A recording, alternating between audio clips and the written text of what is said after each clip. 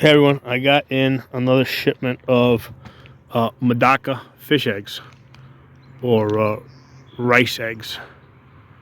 There's a few of them that have actually hatched in there. I don't know if you're gonna be able to see them because these things are like super tiny. So they I've been ordering them from this lady. I found her in one of the Facebook groups for Medakas, and she also had like an eBay setup. So this is like the third order I got from her. So this one, she actually sent me a whole bag of water. I've already dunked it in there.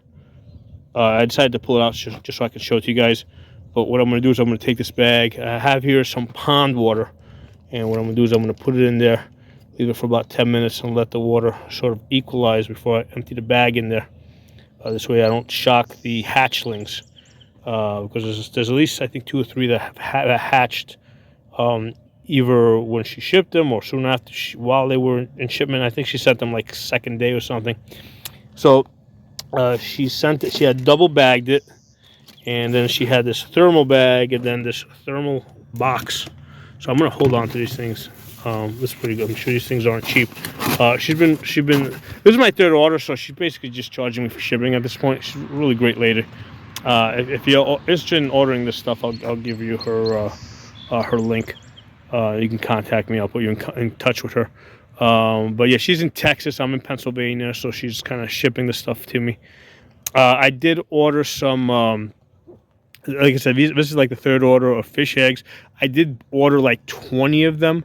From that order, I actually bought 20 of them from a fish store. They're in my pond. They seem like they're doing pretty good. But you know, just like I said, I'm trying to get as many of them in there as possible from different sources, right? Because then you have like different genetics, you know. So this will probably be the last batch I do for this year on these Medakas. They're very small fish, but they breed fast. So I kind of want them to kind of like be the base of the pond, right? Because they lay eggs, they'll lay lots of fry. So there'll be lots of little fish little fry in the pond. That kind of creates like a base. You know, as they multiply later down the road, or like other fish can kind of feed on them, or larger fish can feed on them. Although like goldfish are really not predatory fish. But yeah, I mean, the main thing with these is like they're good. They'll survive through the winter.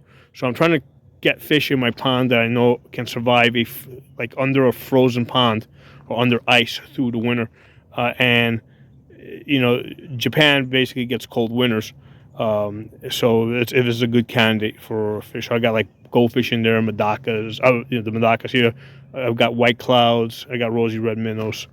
I've also tried the koi. I'm not sure how well the koi are doing. I think the koi are a little bit more sensitive, like not so much to the cold, but I think they like really like filtered water. So I'm not sure about the koi yet. But yeah, I just wanted to show you this shipment I got in of these Medaka eggs. Hey everyone, I want to show you guys 2 of the Medaka that I put in there a couple of weeks ago. And I bought these as adults. They're sitting right on top of that little piece of, I think, bread that I threw in there on this tree bark. So I just kind of want to give you guys an idea of what the adults look like. Those things I think are about an inch long. And they love sitting on top of the tree bark where all the algae grows. That's like their favorite place to be. So if I want to find adult Medakas in my pond, I mean, that's where I look. I look for the tree bark. I mean, they're hard to see, so you gotta like really like start like carefully searching it. Where'd it go? You gotta look for the tree bark, and they're usually gonna be on the tree bark. There's another one I saw over here. Another piece of tree bark. Let's see if I can find it. There it is, right over there. Right on top of where those 2 branches kind of cross. There it is. He's in the center of the screen. So there's another Medaka there. So again, on the bark. So if you've got a pond, the best thing you could do for your pond is get tree bark, like, you know, that kind of like strips off of the the dead trees, and just throw it in there. And stuff's gonna grow on it, and the fish are gonna absolutely love it. And it actually helps reduce the algae in the park, in the pond, because the algae grows to eat the waste products that the fish produce. And if there's nothing else to eat those waste products, you're just gonna get more algae. It'll get greener and greener. But if you put tree bark in there and branches like I have here, there's bacteria that naturally grow on these surface areas that also eat the waste products. So you'll have less green water. Like right now, the water's a little brownish, a little cloudy because we had a lot of rain yesterday. But overall, like I got a little bit of algae, but not a whole lot of algae. A little bit of algae is good because it produces oxygen, and also it's a plant. So the fish eat, the goldfish, the Medakas, they all eat the algae. The rosy reds I got in here, the white cloud mountains, they all eat that algae. So a little bit of algae is good, but you don't want it so thick that the algae like basically blocks the sunlight. Because what happens is, in order for the algae to produce oxygen, you got to get sunlight. But if they get so thick that you have like clumps on the surface, they can't produce their own oxygen. So then what happens is the algae starts consuming oxygen, and you're going to have less oxygen in your pond. Okay, so a little bit of algae is good, but you don't want like clumps of it. So this is like a 5,500 gallon pond. I've done a number of videos on this. It's about 110 feet long.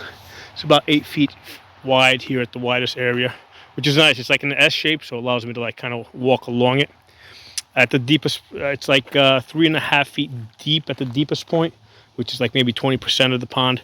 Most of it, like 80% of it's about 2.5 feet deep, and then the shallow ends are like maybe a foot deep. A foot going out, going like it goes into like a beach area, so it gets really shallow at the ends. But yeah, I wanted to show you those Medakas. Let's go take a closer look at them again. So this is a really fun project. And this is a natural pond that was created as a result of digging out this tactical trench here. I'm about 150 feet from a stream. So it basically, I've got groundwater. So there was like, I don't have a line or anything, so it's a dirt bottom pond.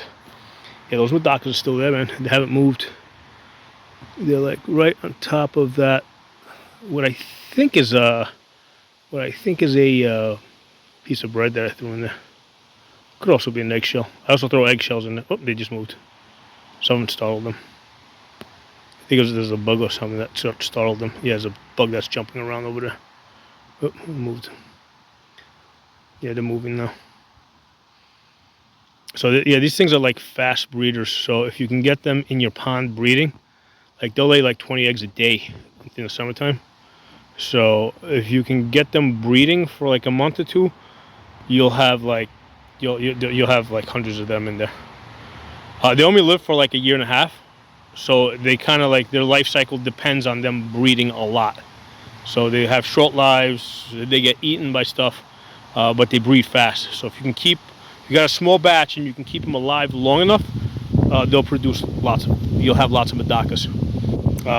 And they're supposed to be cold weather hardy. But here's the thing, like even if you have a pond that dries up or like completely freezes solid, the eggs are very tough. So they're said to survive even if the pond completely dries up, because the eggs will like still stay alive from what I've heard. And then when the water returns, they'll hatch. So the eggs are very hardy. So anyway, drop some comments. Talk to you all soon.